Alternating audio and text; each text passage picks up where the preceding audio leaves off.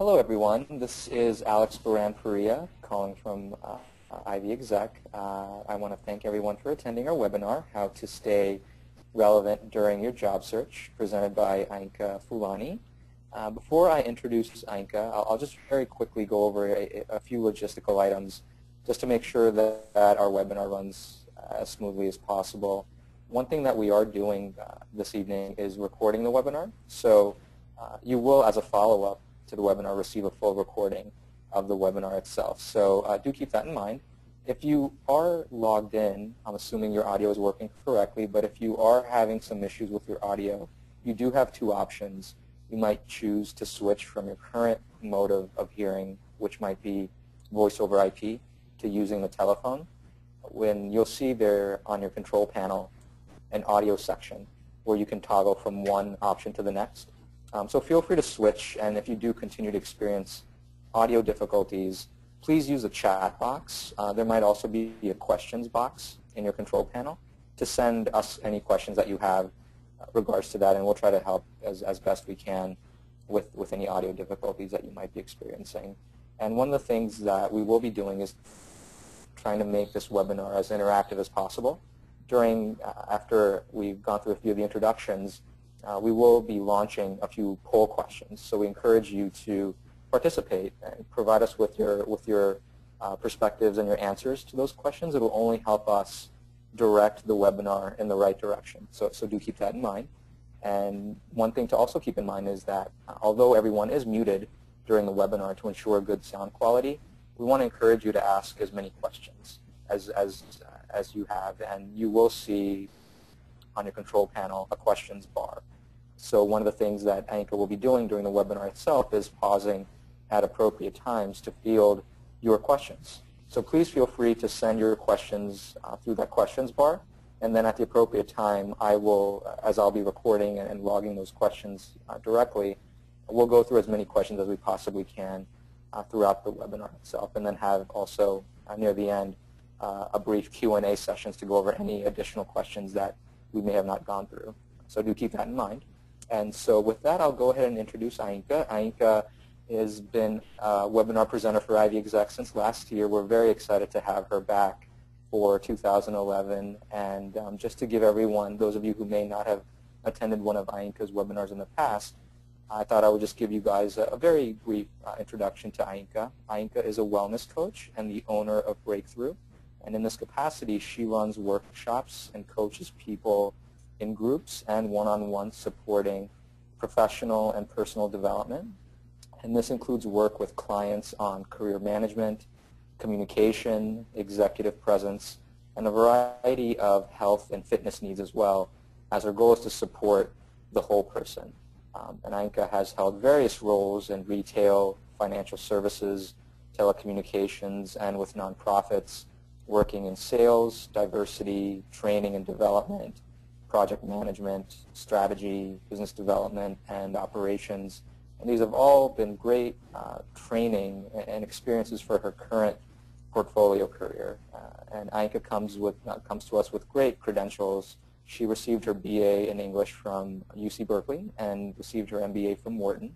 She is a certified Pilates instructor and a personal trainer and holds numerous certifications, including one in human resource management from NYU. And in addition to that, Ainka is on staff at the Life Performing Coaching Center in San Francisco and works as a trainer with boutique organizational development firms in the Bay Area. And again, I want to thank Ainka for taking the time to be a part of our webinar series for 2011, and we're really excited to have you. And Ainka, with that, I'll go ahead and hand it over to you to begin. Great. Thank you very much. I'm actually thrilled to come back in 2011 and do additional webinars with Ivy Exec, and I thank you all who are participating today in advance for your participation, and I thank you for your presence as we talk some about how to stay relevant during your job search. So without further ado, I will launch right in. So our agenda will be as follows. We'll use the polling question feature to do introductions. You've heard a little bit about me and my background and experiences, and I'd like to get a little bit more context about those of you who are participating so that I can direct my comments in a way that is more relevant to you. We'll talk some about the current landscape when it comes to unemployment and why I think it's important to have this conversation about how to stay relevant, and we'll talk some about what relevant activities mean. And then always, because that's my style, we'll talk about next steps, a little bit about taking the strategy that we talked about down to the tactical level and executing on some of the ideas if you so choose to do so after this webinar.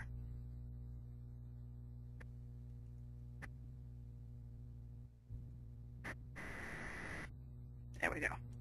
Okay, so I have 4 poll questions to begin. They're on this screen, but I'm going to turn it back over to Alex for him to facilitate you all seeing the questions and utilizing the online tools to answer them.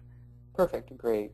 Thanks, Anka. So I will actually go ahead and launch the first question.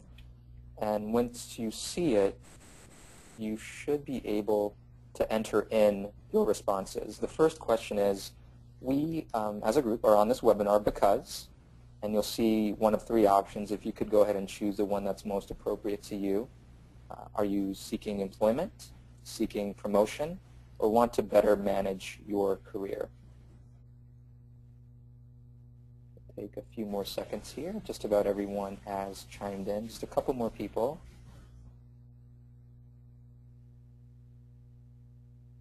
Okay, great. So what I'll do now is actually share the results with everyone. And you'll see that of those who are on this webinar, 83%, I know you can't see the results, 83% are seeking employment, 30%, and I think many people may have chosen multiple things, which is fine. 30% of the attendees want to better manage their career, and then 8% are seeking a promotion. Great, thank you. Great, absolutely. So I'll go ahead. Anka, would you like me to jump into the second question as well? Yes, please. Okay, perfect. Yeah. I'll go ahead and launch that as well. The second question for us to answer, we are currently, and choose one of the following, employed and seeking, employed not seeking, unemployed and seeking, unemployed preparing to begin a job search.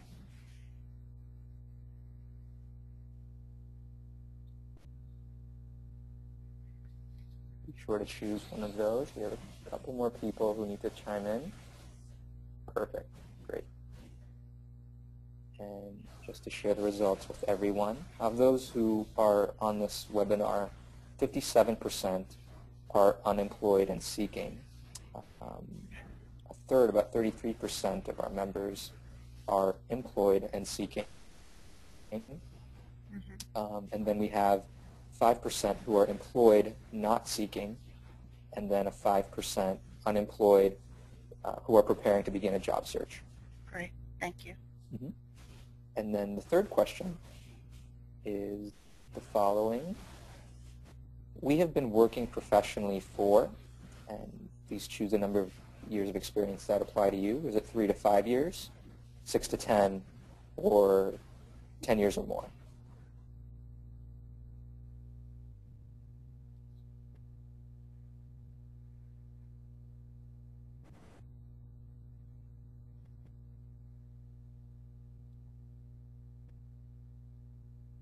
Great. And just to show the results to everyone, we have 64% of the people who have more than 10 years of experience, 31% with 6 to 10, and then finally 5% with 3 to 5 years of experience. Great. Thank you. And then finally the last poll question. Those of us who are unemployed have not been working for how long? So how long have you been unemployed? 3 to 6 months, 6 to 12 months, or 1 year or more?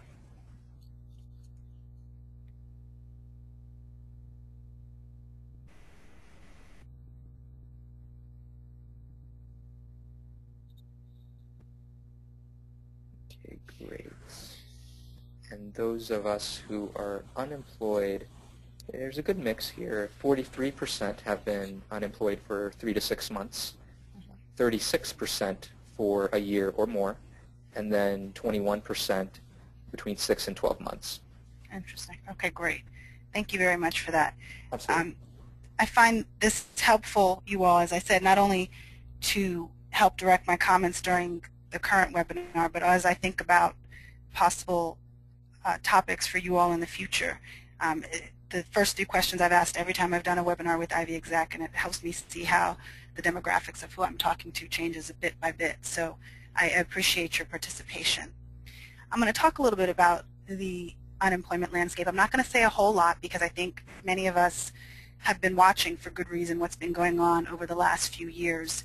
And I've been spending, as those of us in the industry of helping people around career management often do, a lot of time reading what's out there and on the website at the Bureau of Labor Statistics, and the dialogue about how things are changing is pretty active.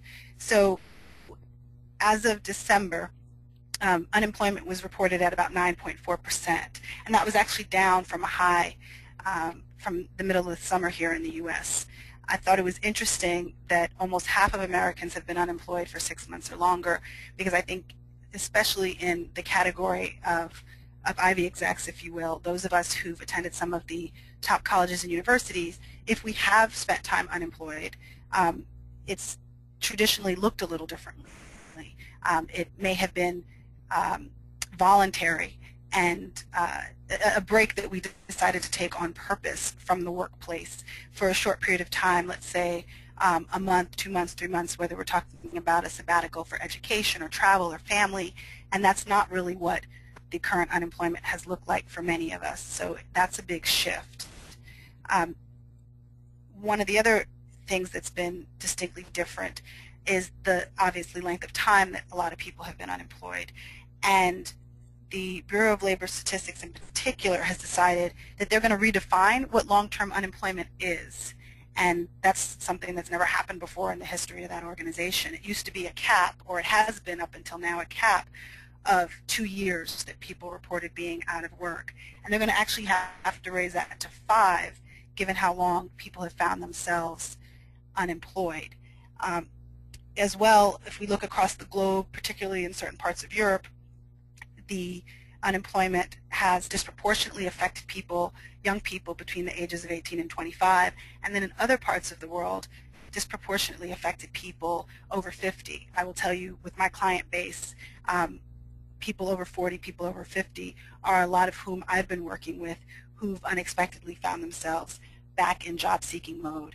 And I will say also that even though there's all this data that's out there and more is coming out daily, the U.S. labor statistics will be updated on February 4th. Anecdotally, I can tell you that people in a position like mine who work with those who are managing careers or job seeking or in HR or job placement, we knew long before these numbers came out that something was different about this unemployment climate than in unemployment climates of the past. And it does entail that people have a different level of resilience, an increased level of resilience, and an increased level and more diverse set of creative ideas when they're thinking about what to do with their time and their energies and to keep themselves motivated. And so I thought about this conversation that I tend to be having, that a lot of my colleagues tend to be having very often with people in that position, and that's why we decided this would be perhaps a helpful conversation to have with a larger grouping of you. So when I was thinking about what I wanted to share, because we have a short time together and I'm sure a lot of questions and concerns out there, one of the things that I did look for was what kind of, I guess, non-factual information was out there, because unemployment and, in fact, the management of our careers can be a very emotional and a very personal experience, even though we're talking about our professional life. And perhaps it's because I was an English major. Sometimes I think those things that are literary can capture the essence of a feeling or an era, sometimes more poignantly than just the facts that are out there. So I found this poem, which is on the slide in front of you, and I'll read it quickly and then share with you what about it I think is meaningful for our discussion here. So unemployment meaning no work, means no income and esteem in danger. Unemployment in the mind means no productivity in thought. Unemployment in the heart means a heart not working for the world. So I'm sure we all have our own interpretations of what these lines can mean. That's what literature is about. But for the purpose of our conversation here, I want to underscore some things that I think are very important when we're talking about relevance in a job search, especially when we're talking about a job search that's over a prolonged or extended period of time.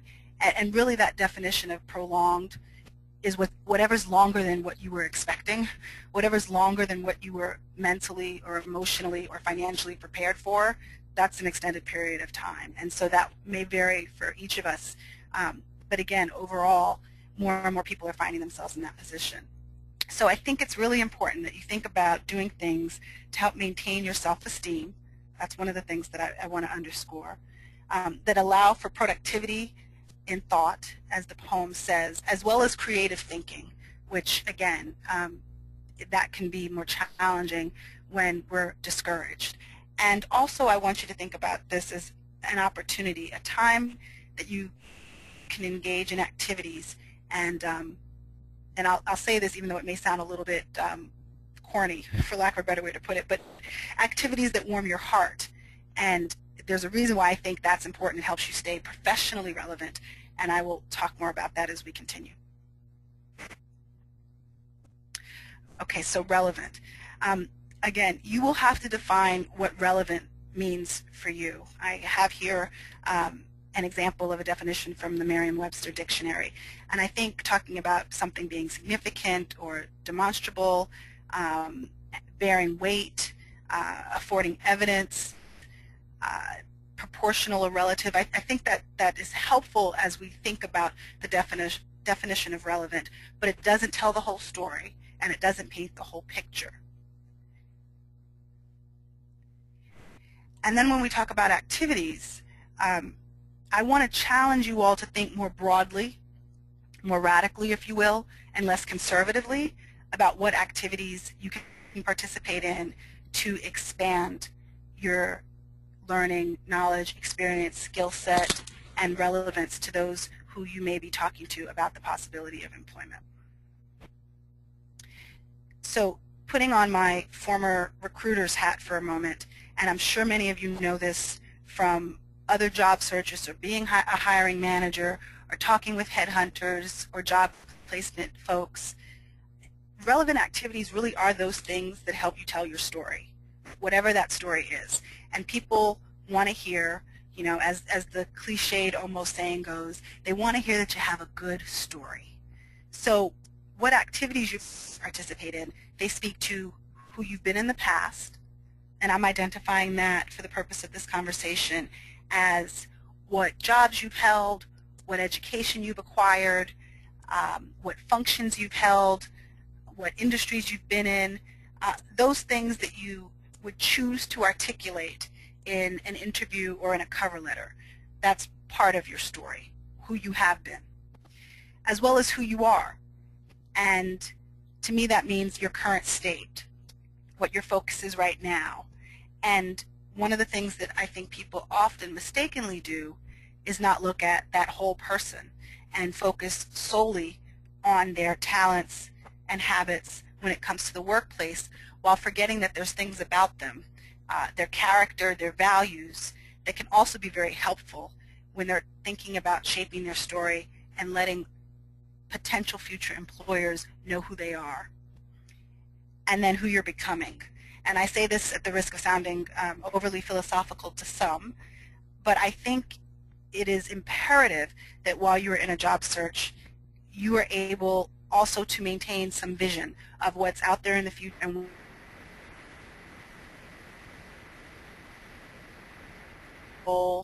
with the title or the company that you're going to be working for, or more broadly as in the industry that you want to be in, or the type of lifestyle that you want to be afforded. It is grossly important that you have that vision in mind, and you also do things that help feed that vision and promote that vision all along the way, again helping to keep your self-esteem high, but also making sure you're keeping your toolbox filled, if you will, or your skill set sharp. And that's what I mean by being aspirational, thinking about who you are becoming. This becomes particularly relevant when you're considering, are you planning to switch careers and move into a different function or industry or even geography, or even if you're progressing, you're continuing in the same vein, same function, same industry, and perhaps even the same geography. Knowing which of those two that you're doing is helpful, even if you haven't more clearly, specifically defined what that vision statement is, what that end goal is, but at least keeping those two things in mind, knowing which side of the fence, if you will, you're on, can be really helpful as you're moving forward, as you're filtering through all the possible things that you could be doing with your time and making decisions going forward. Okay, I'm going to pause for questions, or pause to see if there are any questions here, Alex, before I continue. I did check. There are currently no questions in the questions bar, so if anyone does have any questions, please feel free to send those in the questions box. But right now we're okay, Ainka. Okay, great. Thank you. Mm-hmm. Okay, so I'm going to, for the sake of simplicity, if you will, break these relevant activities down into 4 categories. And for the first 2 categories, industry-related or functionally related, I don't think I'm going to share with you anything earth-shattering or mind-boggling, but what I am going to try to do is to encourage you to broaden your definition even just a little bit of what those things are and where those things can be found and how you might access them. And then in terms of the last 2 categories, skill building and passion driven, that's really, I guess, where you could say my sweet spot is, because the skill building piece, I think, is very easy to think about when we're in school, whether it's undergrad or graduate.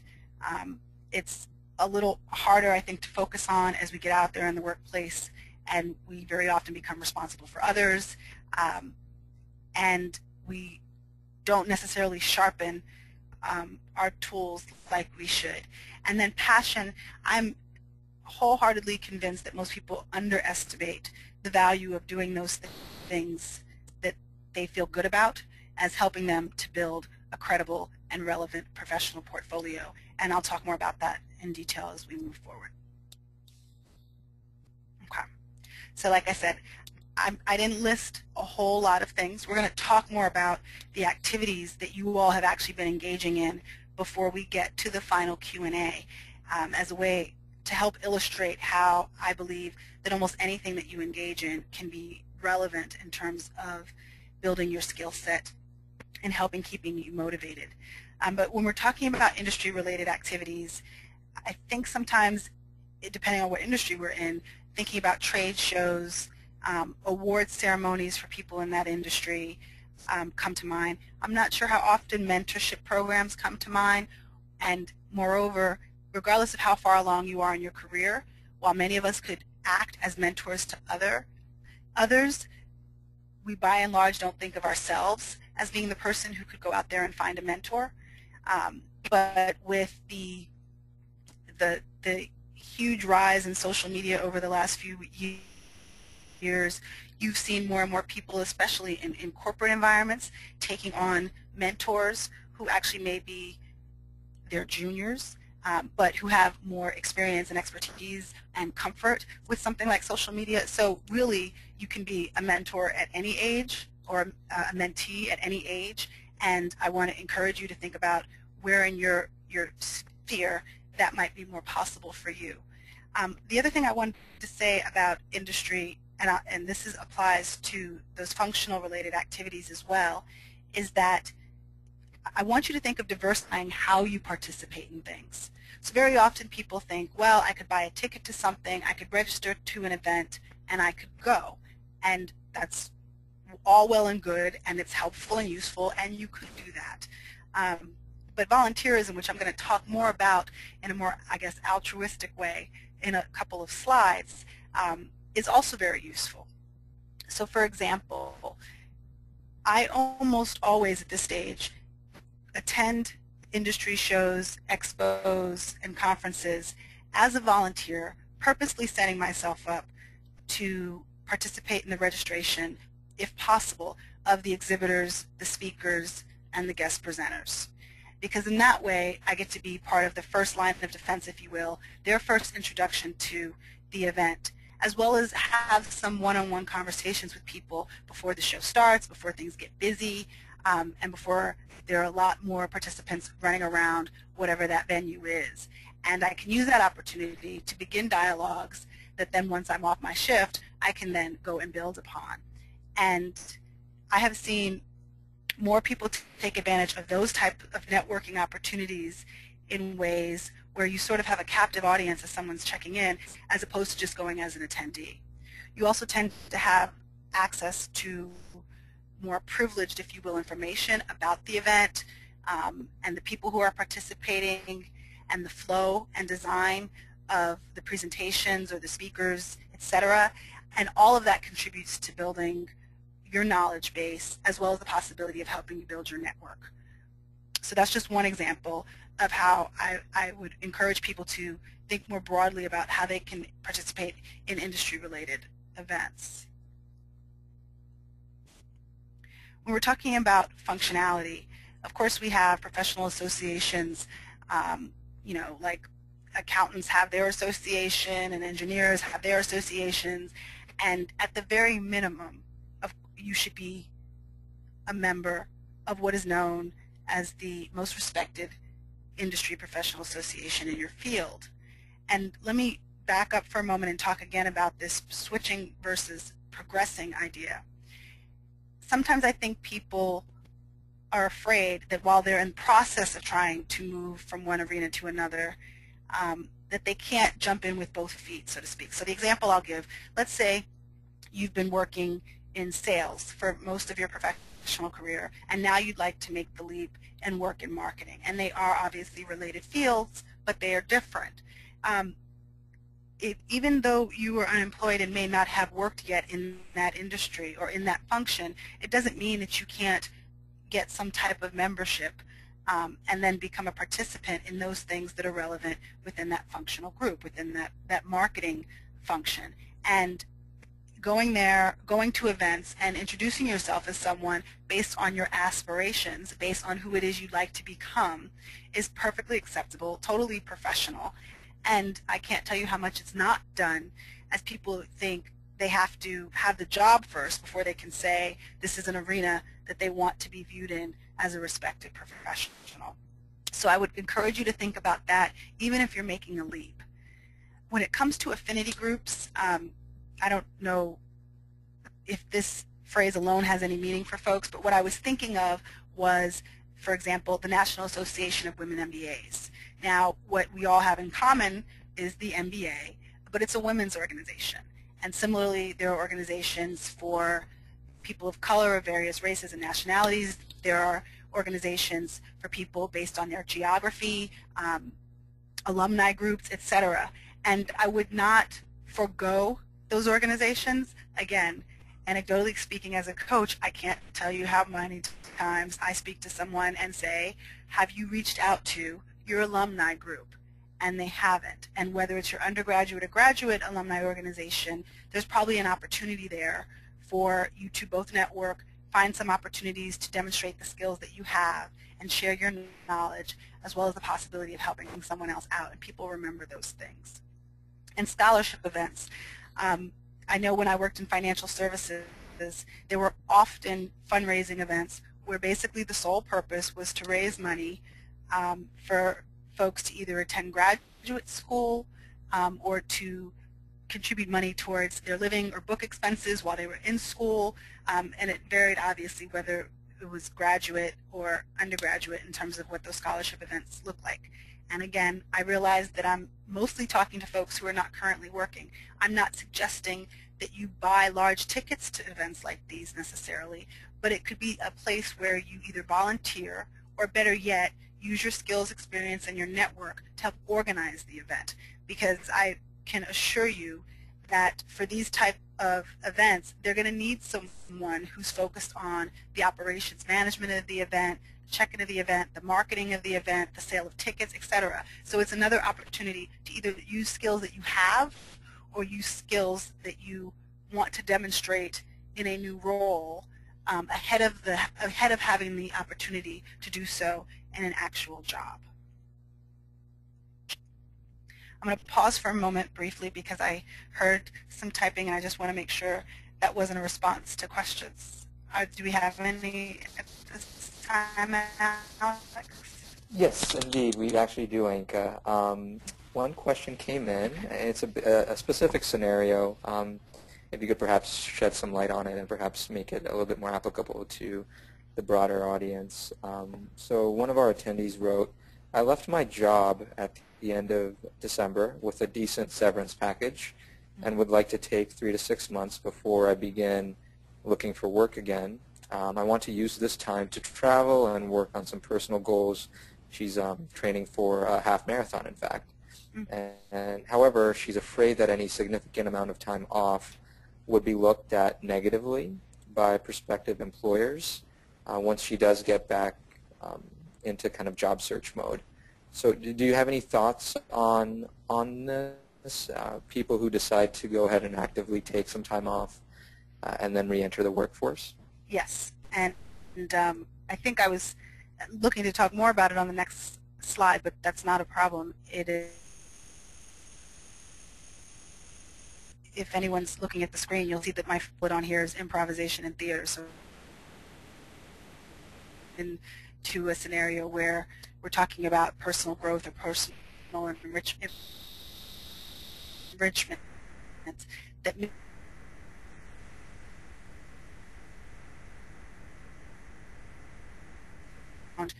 recruiters and hiring managers looking for good stories. And so they're hiring a whole person, right? Not just that skill set of things that you can do based on your last job or the names and places of where you've worked in the past or just the industry that you were in and what kind of prestige that may present, but also who are you as a person. So for example, using you very specifically as an example, there's some real dedication that is necessary for somebody to both prepare and then execute and participate in a marathon. And for those who do them often, it may seem like not a big deal, but for the vast majority of people who don't, that's huge, right? So we're talking about having a vision, then creating a plan. Somewhere along the way, you probably are going to run into something about training that you don't like. So that means then operating in an environment of adversity, if you will. How do you overcome the fact that, for example, you live in an environment where it's winter and running in the cold just isn't that much fun, given that you have to put in a certain number of hours or a certain number of miles in order to prepare yourself for this adventure, for this task at hand.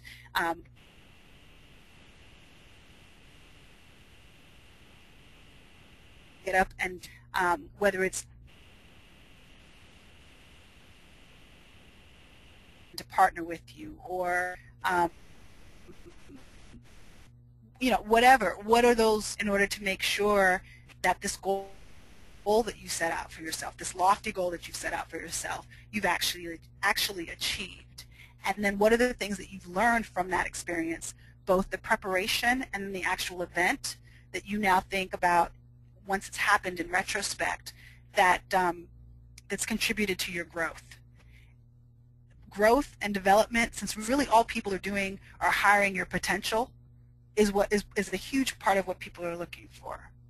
How do you operate in environments where there's change or adversity? How do you plan for the future? You know, how do you buck down when things get tough? How do you view accomplishments? How aspirational are you to begin with?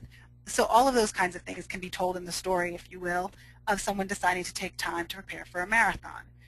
If you think about your character, what it is that you think is important about you, both personally and professionally, and then what it is you want to convey to an individual when you're giving that opportunity to share where you've been, who you are and where you see yourself going, that most definitely would be a part of it.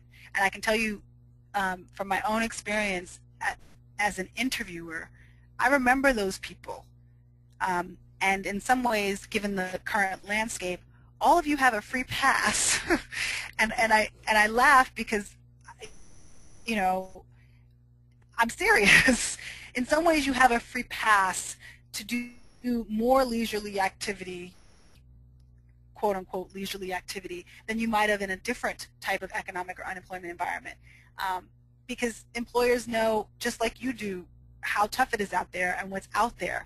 But if you're still doing things that challenge yourself, where you're learning, where you're trying to achieve, that's what they're going to be impressed by. And I'll talk a little bit more about that specifically around things like, you know, like running a marathon when we get to the next slide. But there's a smidgen of an answer, and so then I'll spend less time on it when we get to that slide.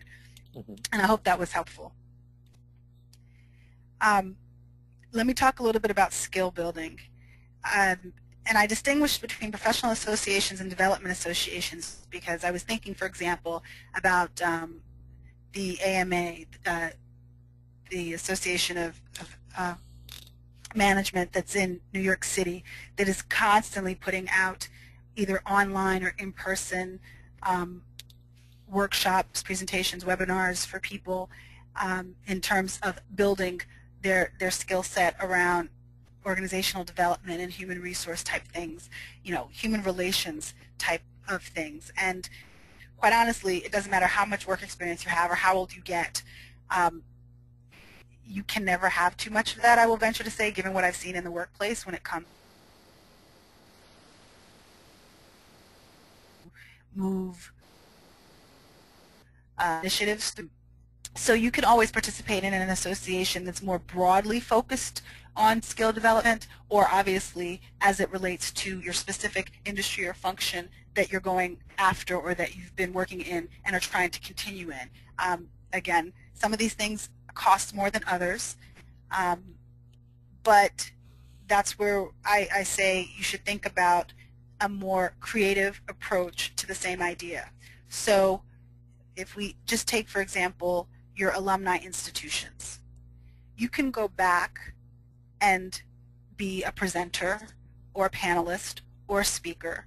And quite honestly, I'm sure some of you have heard there's a saying out there that basically if you really know something, then you're able to teach it. So it's an opportunity for you to share your expertise and hone your own skills while helping to educate others, whether it's your undergraduate institution or your graduate institution. And then, so that's what I'm identifying as the give. But then there's also the take. So more and more universities and colleges are offering alumni services, in part because of the economic climate, in part because they were thriving, and when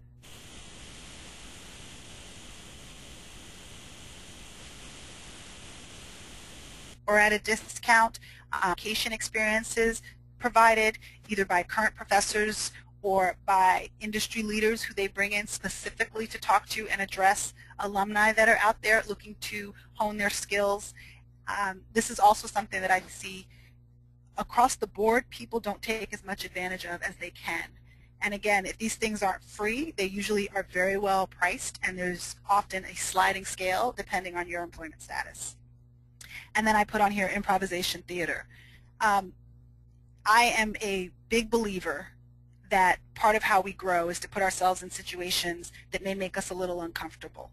And when I was looking to first begin doing training and development, I was helping to create a computer system for the ladies, and I do mean ladies, of Saks Fifth Avenue to process orders back when Windows was just becoming prominent, and a lot of the women who worked there were old enough to be my mother or my grandmother, and many of them had been with Saks Fifth Avenue pre-computer altogether, pre-typewriter, when they were writing orders by hand. So I thought, what can I do so that when I'm in a situation and people ask me questions to kind of poo-poo the fact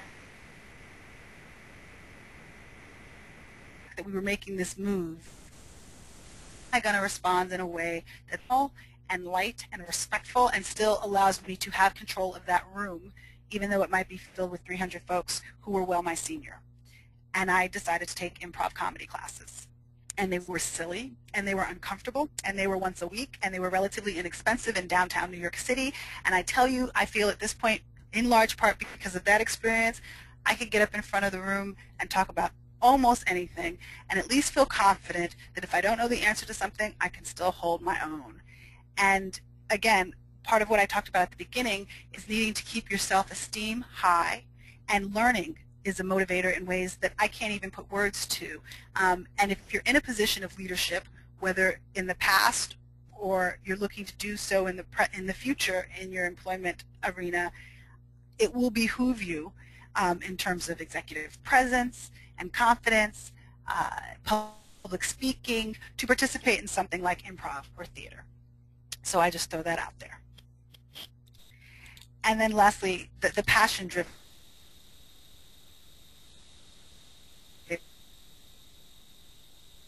Travel, or I called it here adventure. I was thinking of mountain climbing at the time. Anything, again, where you have a goal or a vision, and it's a stretch, especially if it's a stretch, or it allows you to try something new and different, takes you outside of your comfort zone, then you have a very strong story to tell. Because part of what people are going to want to know is what motivated you to attempt such a thing in the first place, what attracted you to the possibility, what kind of support mechanisms did you create or design for yourself along the way, what did you do when things got hard, how did you measure success, and what can you look back after it was completed and say that you learned about yourself, and perhaps even with some extension to the world around you. What did you learn about the world around you and about the people that you interact with? And whether we're talking about trying to convert a computer system within a Fortune 100 or 500 company, or whether we're talking about how you figured out you were going to hit the highest summit at Yosemite, there's some planning that needs to happen. There are going to be speed bumps along the way, and contingency plans are going to be necessary. And your ability to share that story and your excitement and your enthusiasm and your thought process will be paramount in somebody evaluating you as a potential employee. Share your story. A lot of people are blogging, and as long as you're keeping it positive, I think you should let people know what's going on in your world if you think you have something to share that people might either find entertaining or educational. It's another way, again, to stay connected, to keep a dialogue going. I know that the job search can be very isolating if people decide that they're simply going to sit at their computer in their house and look for job posts. So you want to find as many ways as possible to interact with other human beings, I think. We're a social species. That's part of what motivates us. And then volunteerism. Long before I ever got hired to do training and development, I was doing training and development with youth programs that I had been a part of as a young person. And I think people still underestimate that if somebody's willing to let you do it, even if it's for free, right? If it's that you help organize a special event, or you help with fundraising, or you manage the books for a nonprofit, or you organize volunteers, which can be somewhat like herding cats in certain environments. If you do anything that demonstrates a skill, right, based on your ability to interact, motivate people, and reach a common, not to mention that all those people that you work with in that volunteer environment are potential contacts who may have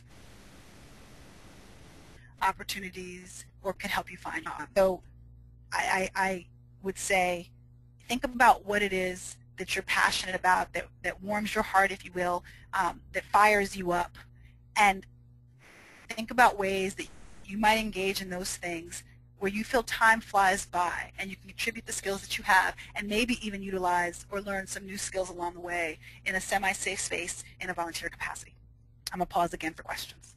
Are there any out there, Alex? Great. We do have one question. It was just asking for a repeat of your reference for the HR Association. Do you mind maybe recapping that for us, Ainka? Oh, sure. The American Management Association is who I was referring to. Mm-hmm. And they're headquartered in New York City, but they do things all over the globe, actually, not just the U.S. And they do them either live and in person or via online training.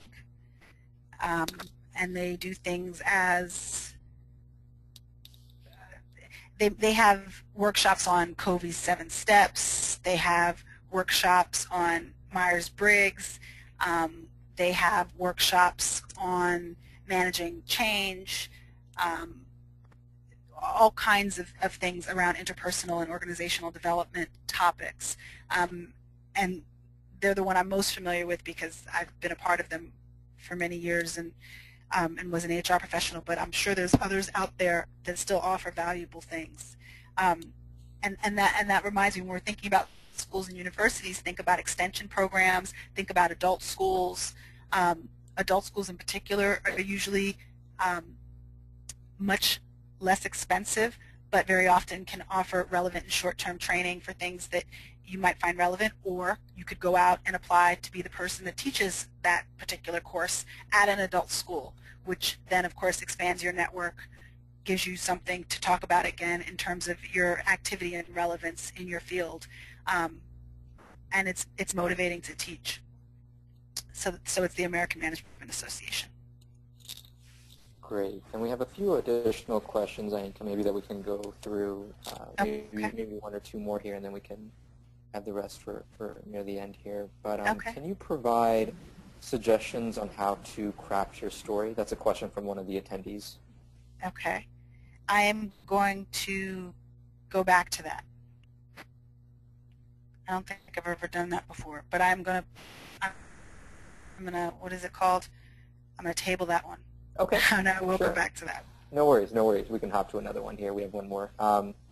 What is your view on LinkedIn and similar business networking tools? Perhaps, just to be a little bit more targeted, online networking tools. Mm-hmm. I think online networking tools are necessary. I mean, so forget about what anyone thinks about how online interaction may or may not be adversely impacting face-to-face interpersonal skills, because these tools are not going anywhere, and so then our task as humans is to figure out how to utilize them as best we can while still maintaining human direct connections as much as possible to maintain, I think, intimacy and professional and personal development and growth, because you can't substitute a hug online, for example. But quite honestly, I mean, LinkedIn was probably the first of the tools that I wholeheartedly embraced. I am still of the ilk that I only connect with people that I know, because then it's easier for me to truly recommend or refer someone if asked to do so. But if I were a recruiter, I'd probably connect with everyone and anyone I could get my hands on, even though that's not what LinkedIn suggests. And I think as long as you keep in mind that these online tools are very, very public, and what you're affecting is your reputation, and that there's no such thing as delete or erase once it's out there, then I think by all means you should utilize as many of the tools that make sense for what it is you either are doing or want to do in a way that is professional. And when they first started coming to be popular, the way that I first thought about it was I would not put anything out there and online that I wouldn't want my grandmother to see. Mm-hmm. And you know, I haven't actually thought about this lately, but that probably still holds true in terms of maintaining professionalism and integrity.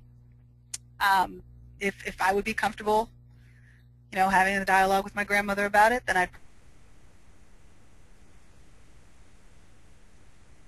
that's how I'll put it. Very good point. I mean, there's not an official policy that recruiters have about whether they do or don't use all of these tools to kind of get background information on people, but every place I've ever worked where recruiting is part of the dialogue, people do go online, Google people by name, you know, look up their Facebook pictures, etc. So to act like, well, there's my professional life and my private life and they're separate is just foolish. That's not how the world is working anymore. So that's all I will say about it.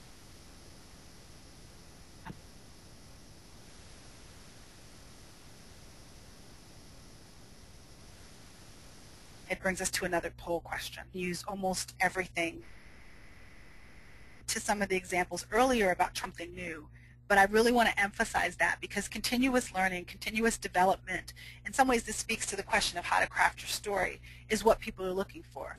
So if you think about the very, or the more traditional conversations that people have in a job interview where they take someone through their resume of experiences and they say, well, I was at this job and I got there because however you got there, and in that job my role was, and this is what I did, and this is what I contributed, and this is what I learned, which then led me to seeking the next opportunity, which was a growth opportunity, more often than not, that challenged me to try something that I'd never done before in coordination with something that I've already mastered. And then you repeat.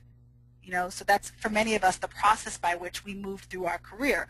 We did something, we mastered it, and then we got the opportunity to do something else where we got to bring a piece of what we already knew, a piece of our expertise, but there was a stretch opportunity in there for us to try something that we had never done before. So that's another way to think about what the definition of relevant activities are.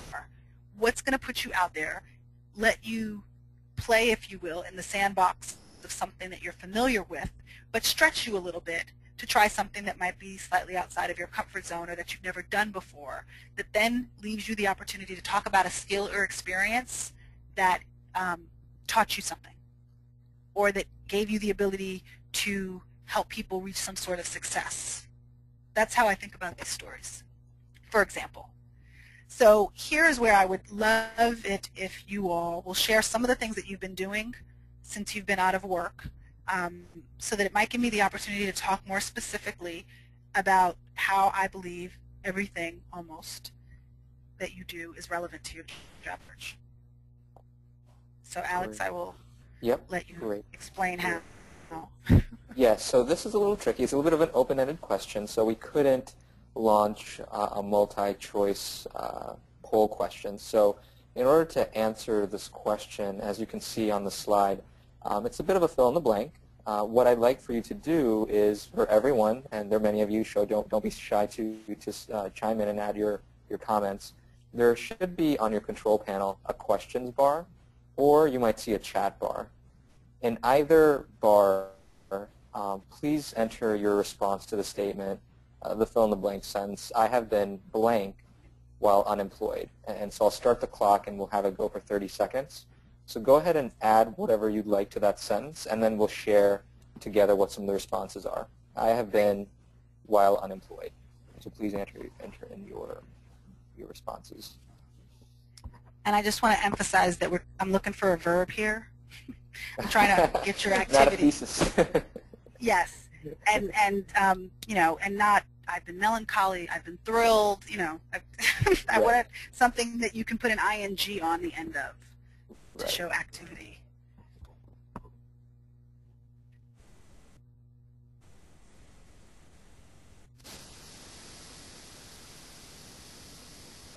Thank you for those of you responding. I see many of you are adding in some good stuff.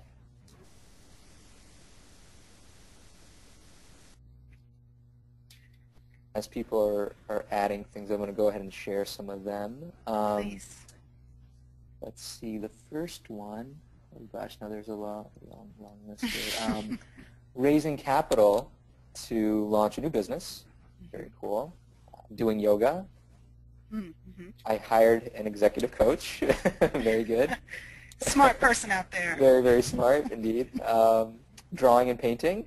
Mm-hmm. Moving, blogging, catching up on my reading, and volunteering for an online startup. Very, very cool. Mm-hmm. Thank you for sharing that. Volunteering, including executive level, I'm assuming executive level coaching of some sort in an organization. Very great. That's very cool. Mm-hmm. Exercising, running, joining Toastmasters, visiting the country where my father grew up. Very cool.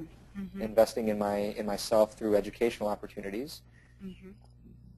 Let's see a few volunteers here. I have been exploring, researching business ideas and meeting with potential partners, as well as doing career mentoring. Mm-hmm. Then Nice. let's see. Great. And others related to volunteering, which is great. Mm-hmm.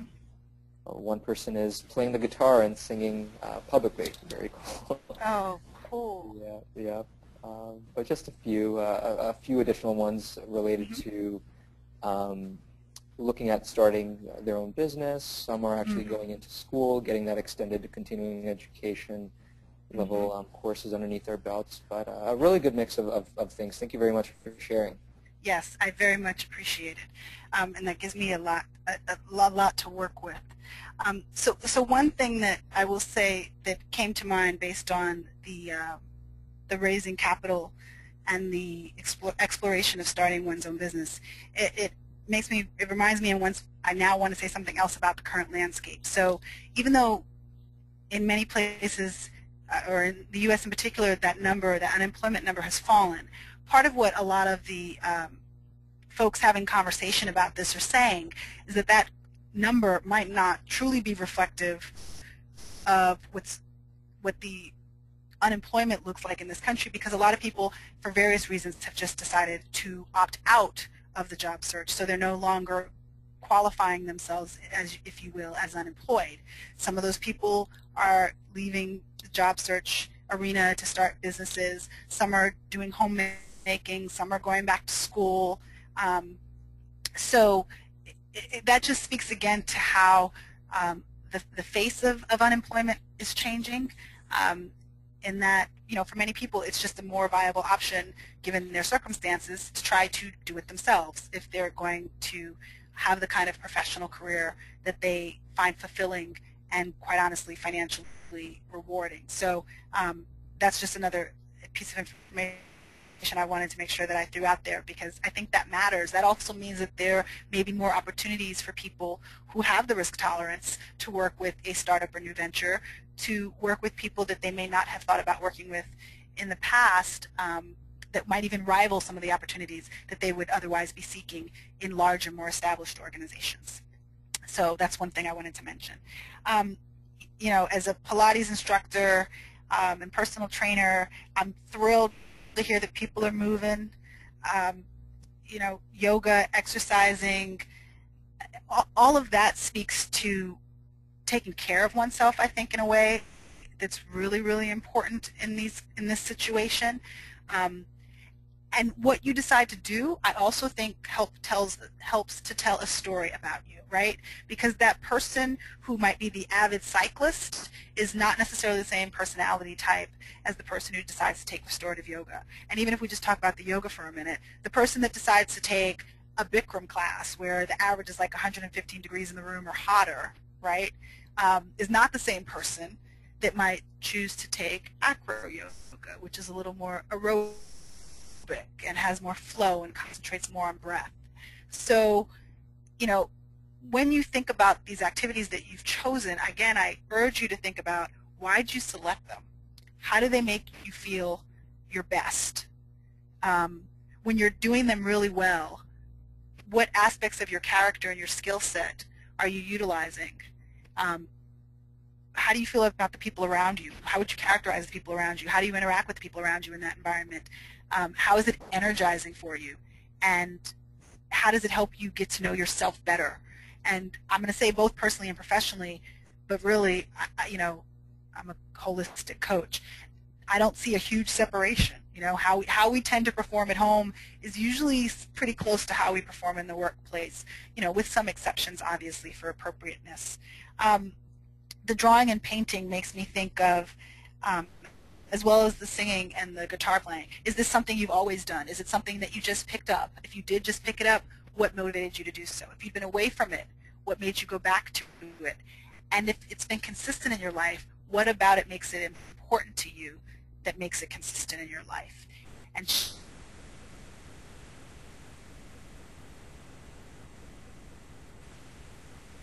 think about your character, like to I'm wanting for 3 words that would describe them. And this varied list of activities makes me think of that, because because I'd often use hardworking, resourceful, and able to work with all kinds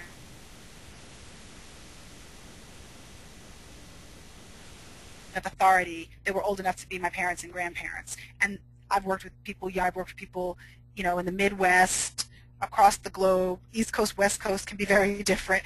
So those are some of the examples that I would give and stories I would tell when I alluded to that. The resourcefulness, I would talk about having worked for profit organizations and for non-for-profit organizations and being able to get things done whether I had a large budget or no budget whatsoever, and had to figure out how to motivate people based on more intrinsic values as opposed to dollar signs. So when I look at this list and think about your interactions with people in these arenas, going to the place where your father grew up, to me, not only speaks to someone who more than likely values tradition in some ways, but also possibly history, architecture, art.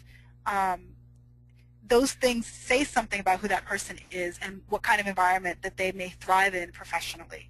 So that's just some of what I think of with what you all have shared, and I really appreciate it. And I realize that we are a little past the ending hour, and I will wrap this up. True to my word at the beginning,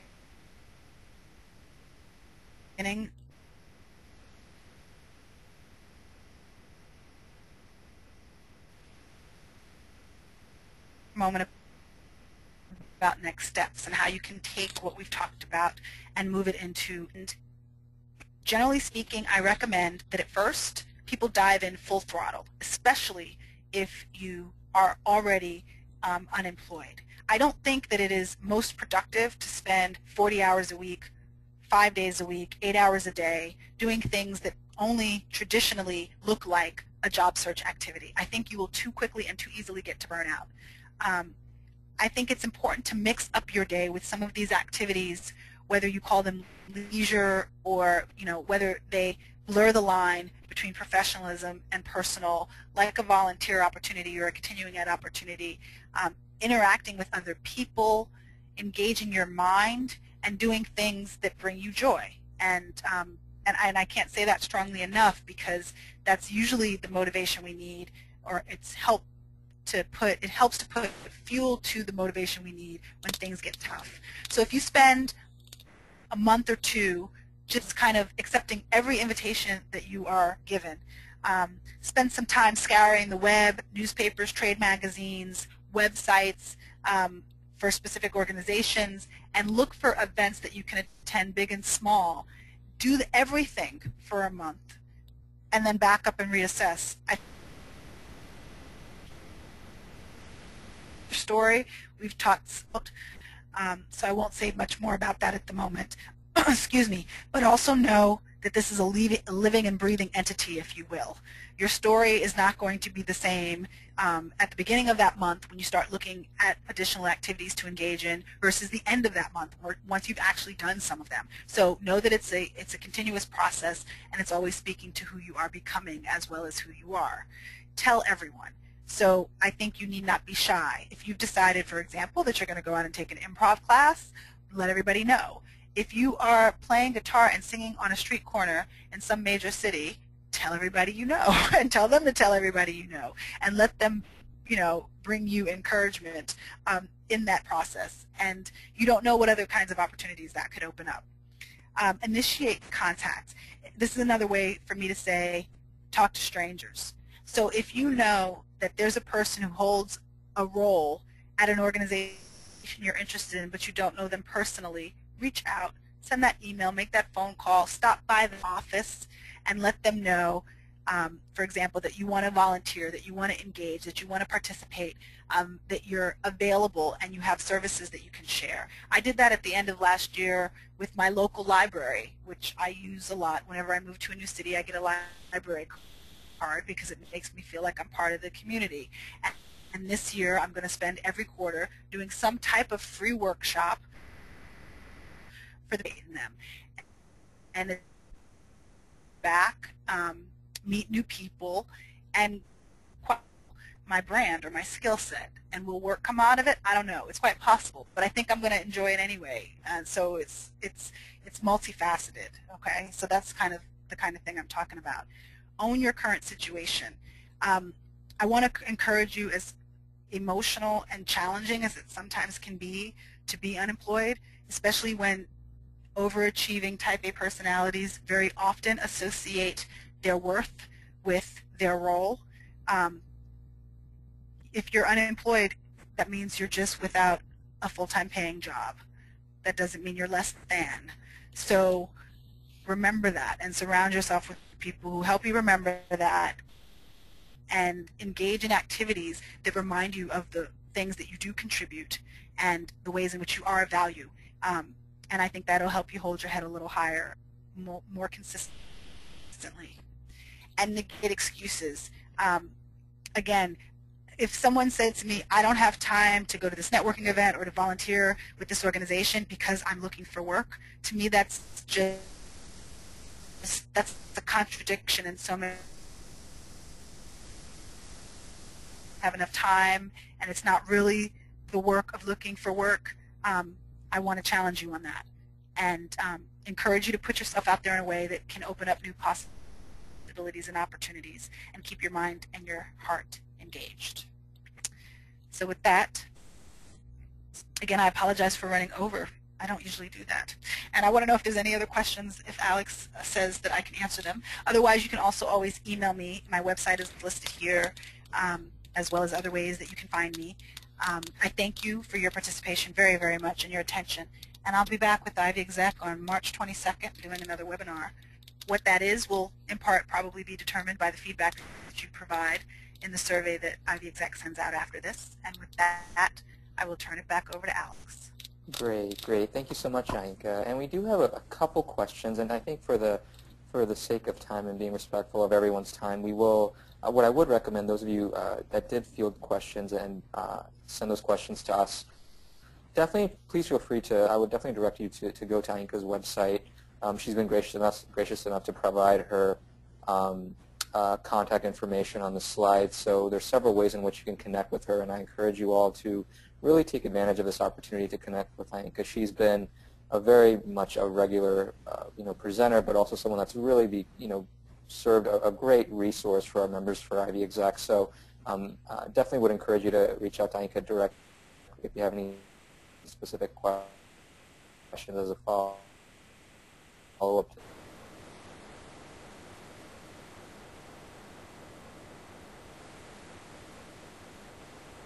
Dependent upon what you'd like to in the webinar, the full recording, both the audio and the visual for the webinar. We'll also include a very, very simple 30-second, 45-second survey where you can just provide us with suggestions for the topics that you'd like to see later on this year. That provide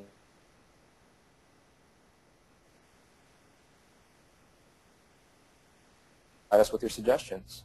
And with that, I'll go ahead and just very quickly close out and thank everyone again for attending our webinar.